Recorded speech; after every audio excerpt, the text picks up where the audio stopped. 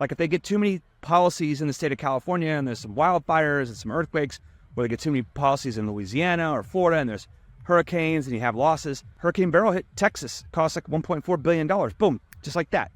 Get ready for a new episode of KP Talks Dollars and Cents. Learn financial literacy and get real-time updates on all things housing, finance, and real estate. So let's get started. Here's your host, Kevin Perenio. Hey, it's KP coming to you live from Rancho Palo Verde.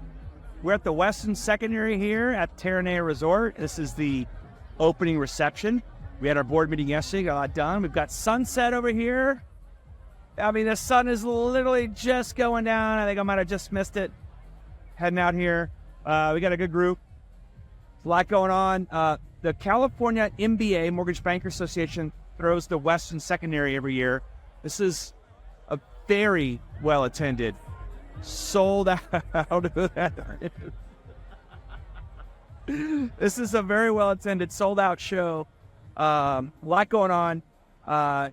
Yours truly is blessed and fortunate and asked to be on the board. Hey guys, I was on the board of directors asked about a year-ish ago. This is my people, apparently. Jeez. So we talked a lot about the insurance crisis going on. Linda Price in the house. We talked about the insurance crisis going on. It's not just in California; it's everywhere.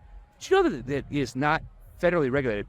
Insurance is state regulated. We got True in the house, Richard Greaser. I had a conversation with someone. I talked about the insurance crisis, and they said, the government needs to do something about this. But the federal government, it's harder for them to step in because every state regulates their own insurance, even though carriers are national companies that balance their book. Like if they get too many policies in the state of California and there's some wildfires and some earthquakes, or they get too many policies in Louisiana or Florida and there's hurricanes and you have losses, Hurricane Beryl hit Texas, cost like $1.4 billion. Boom, just like that, right? So what do? They raise rates everywhere.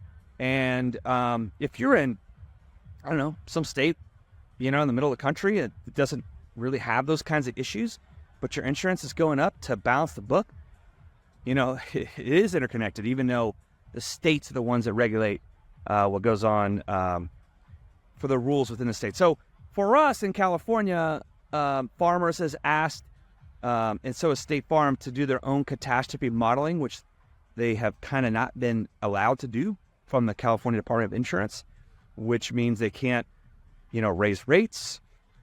So that both of them are currently not issuing new policies. Very interesting. So it's very beautiful here. I don't know where I'm walking. I'm just walking. It's kind of a light news week. We had, obviously, retail sales was a little aggressive last week and good. But we had, my wife was calling me. 4 kids. First day of school today. I missed it. I'm here. Had a board meeting here yesterday at 3, and then a board dinner.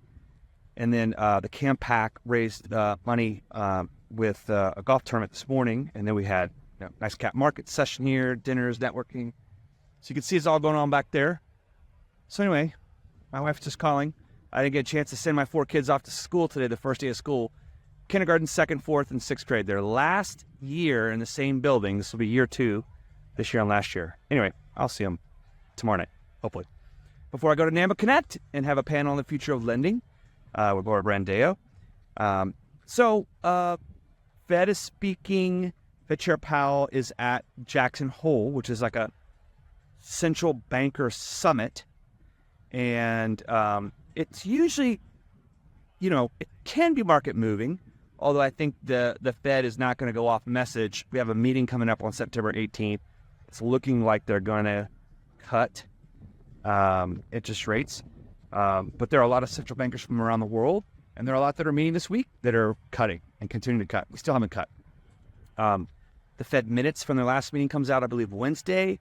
And then we move on into next week. So another part of the economic calendar. Bankruptcies filed this year for Chapter 11, like the highest it's been in, if not on record, certainly one of the highest ever. the pace. So that's not great. Credit card delinquencies is up. But, hey, Goldman Sachs just filed the 13F and said that they bought $417 million worth of Bitcoin last quarter. And how does that help the people? Well, a lot of people actually, especially younger generation, are investing in Bitcoin. So, could be a nice tailwind for them. The Japanese yen carry trade that blew up seemed to have calmed down. Markets are calm, within 1% of S&P 500 all-time highs today. That's kind of interesting considering where we were just, 2 Mondays ago. And so the markets keep roaring. AI, we talk about AI. We're talking about it here. There's a lot of sessions here. NVIDIA has an AI weather model that they just created, which predicts tornadoes and short-term weather, and might even take over as the new national standard in weather modeling. So I thought that was an interesting thing to talk about. Jobless claims was not as bad as feared last Thursday. We get another reading this Thursday. Is labor weakening? Yes. How quickly? Maybe not as quick as people think. There's a lot of data coming out. So anyway, we'll keep it on it. Thought I'd get a post. This beautiful, gorgeous place out here. It's not bad. California's not bad. It's a bad rap. Catalina Island's over there. Saw my video from Thursday. I was just there. All right, let's grind. Cheers. Hey, it's KP coming to you live from Orlando. There's Randy and Angela. You try to hide. We're live here at NAMA Connect. I'm with my longtime friends here from Radian. I've known them since I lived in South Florida. Check this out.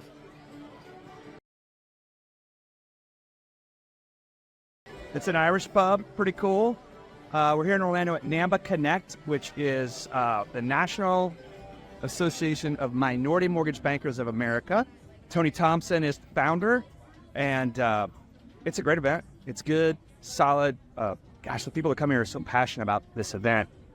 Just working on so many different initiatives, whether it's your ASIL certification, ASIL, something they've been promoting. It's an accredited lender certification. Pretty cool. Obviously, there's a lot of talk about affordable housing, DEI initiatives, just different programs. And there's a lot of good people that come here from different government agencies, and just some very thoughtful breakout sessions.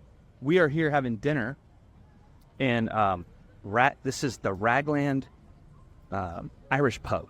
So this area is called Disney Springs. Ragland Road, here it is right here. So that's have a nice dinner with Brady, and the Enact team had a dinner last night. And then I'm back on the road with a 7:15 flight back home to take my son Luca camping tomorrow. Fed Chair Powellman, Chairman Jay Powell speaks tomorrow at Jackson Hole, Wyoming. And it is, can be market moving. We'll see if it's going to be market moving. But there's been a couple pieces of news this week that have been very market moving. I'll go over it. Next week, I honestly think the biggest market mover is when NVIDIA reports earnings, which I believe is on the 28th, so it's a Wednesday. NVIDIA is setting the tone at the pace of the stock market. It's a huge mega cap. It is the cutting edge of artificial intelligence, which we talked about a lot at this conference and how it's going to impact our industry and our business. I did a panel today on the future of lending. We had some great teammates up there, Alan Middleman, Christy Dickey, and of course Laura Brandeo. So great panel, and then I got to see a social media panel up there. Just a great group: Ali Cardi and Delilah and Katie from First Option. All right, NVIDIA moving markets, the flow of money, stocks and bonds. But when the Fed cuts the rates, money gets cheaper, and there's more money that flows into our economy. That's the velocity of money. That's a big deal. Rates have been coming down, and did you notice that the 10-year Treasury is at 380? It's kind of stuck, keeps kind of hitting that technical floor of support. What is it going to take to bust through that technical level of a 10-year Treasury yield at 380? Maybe some more bad news, or maybe the actual Fed cutting the rates.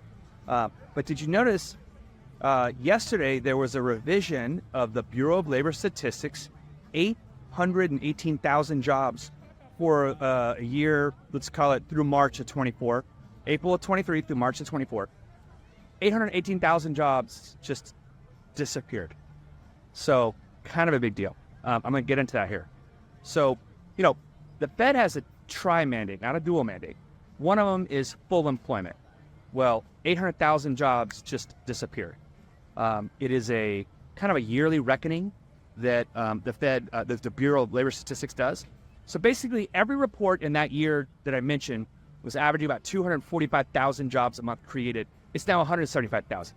Now, I saw one of the Fed, the Kansas City Fed governors talk about it today on CNBC, and he's like, it's no big deal. No big deal? Doesn't move the needle? They're so full of it. They're politicians. They can't be wrong. They can never be wrong. They didn't know this. That's a big deal. 800,000 jobs got reconciled out of the BLS jobs report. So basically what happens is they go back to all these states and they reconcile like the insurance, like when you're an employer, you have to like file for your employees and you reconcile for insurance and of course like jobless claims, any kind of welfare benefits.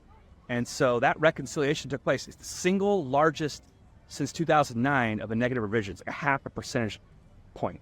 So full employment, not as good as we thought, which is why the 10-year Treasury has been just kind of now anchored down at that 380 level, which is great for rates.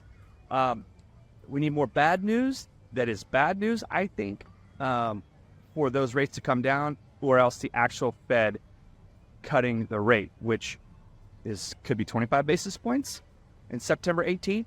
There's a lot of data points coming out between then and now. Okay, there's been more wind and solar energy created now than ever before. I believe the stat was that there's more wind and solar energy this year than in any prior year ever. Copper is down. The price of copper. Remember Dr. Copper? We talked about that. The price of copper. You can look it up. When the price of copper goes up, that means it's in high demand and people are trying to build things. It's a great conductor of electricity. So that means construction is going up.